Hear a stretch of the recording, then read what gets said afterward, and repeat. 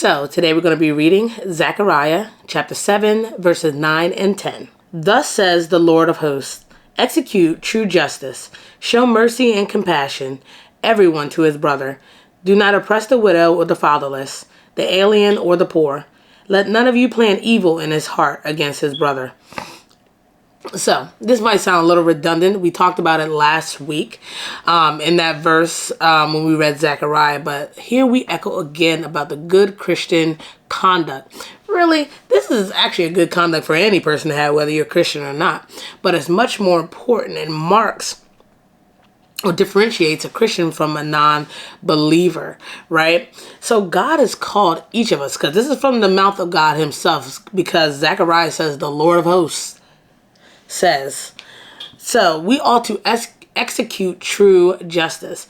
Justice, if you're unfamiliar, is basically to be fair, to be just, right? So we ought to be fair in everything that we do. We should be no respecter of persons, like God is no respecter of persons. He doesn't show favoritism, and we ought to not show favoritism as well. We ought to treat people fairly at all times, regardless if we like them better or not. Disclaimer.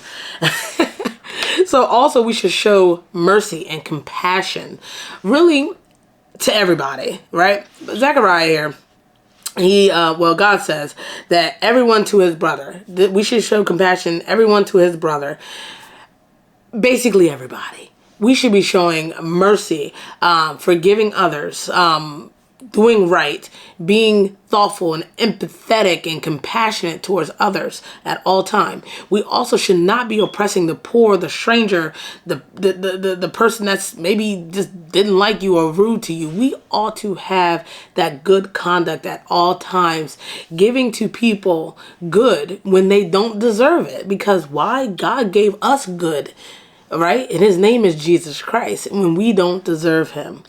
God is always going to be our example and our standard for living.